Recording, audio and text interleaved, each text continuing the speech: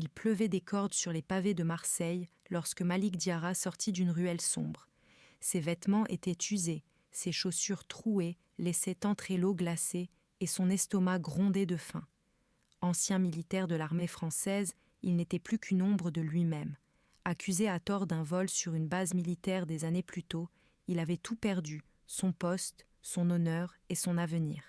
Désormais, il errait, survivant, au jour le jour.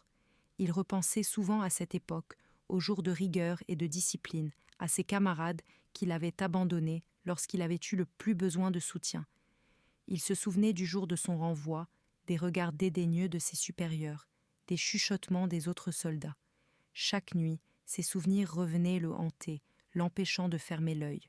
La faim le rendait faible. Il ressentait une fatigue écrasante et ses jambes semblaient prêtes à flancher à tout moment. Alors qu'il marchait dans les rues glaciales de Marseille, il se rappelait les nuits passées dans un lit chaud, dans des casernes bien chauffées. Il se souvenait du goût du ragoût servi aux soldats, de la fraternité partagée autour d'un feu de camp. Aujourd'hui, tout cela lui semblait appartenir à une autre vie.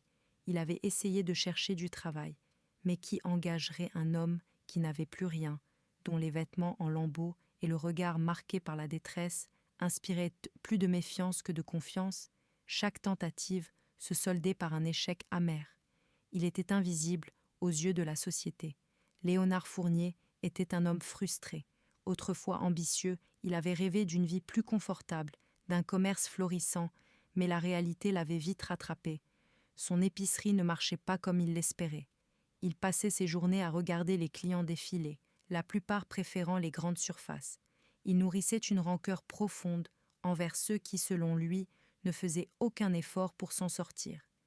Il avait remarqué Malik dès son entrée dans le magasin. Ses vêtements trempés, son regard fatigué, sa démarche hésitante, tout en lui criait « misère ». Léonard fronça les sourcils. Il n'aimait pas ces gens qui venaient dans son magasin sans argent. Il savait comment les gérer. Les rues du quartier Saint-Charles étaient quasi désertes. Malik s'arrêta devant une épicerie, attiré par la lumière chaude et les étagères garnies de nourriture. Son ventre se serra. Il sentait la faim lui tenailler l'estomac. Un sentiment qu'il connaissait bien, mais qui était devenu insupportable avec le froid mordant. Après une longue hésitation, il poussa la porte. Il savait que Léonard le regardait. Pourtant, il tenta de se faire aussi discret que possible, se dirigeant lentement vers le rayon du pain. Chaque pas semblait peser une tonne. Il tendit la main vers une baguette et hésita, puis tout bascula. « Arrêtez-le !» La voix de Léonard déchira le silence du magasin. Malik eut un sursaut et la baguette lui échappa des mains.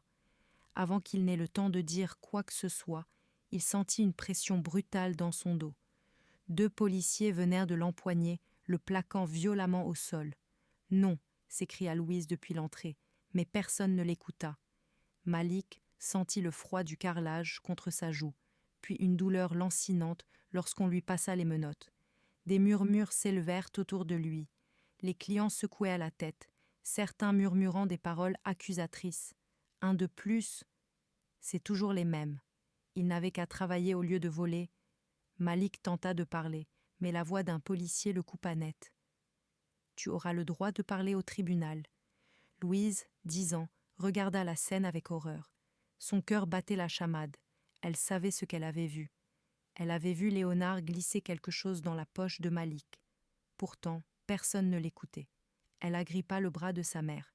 « Maman, il est innocent. » Sa mère lui fit signe de se taire, mais Louise ne pouvait pas. Elle regarda Malik se faire embarquer sous la pluie battante. Elle devait faire quelque chose. La salle d'audience était bondée. Les 12 jurés, assis en rangée, affichaient des expressions diverses. Certains semblaient déjà convaincus de la culpabilité de Malik. D'autres hésitaient. Une femme au premier rang, les bras croisés, observait Louise avec intérêt. Elle était mère de 2 enfants et savait reconnaître la vérité dans les yeux d'un enfant. Lorsque Louise prit la parole, la tension monta d'un cran. « J'ai vu ce qui s'est passé, dit-elle d'une voix claire.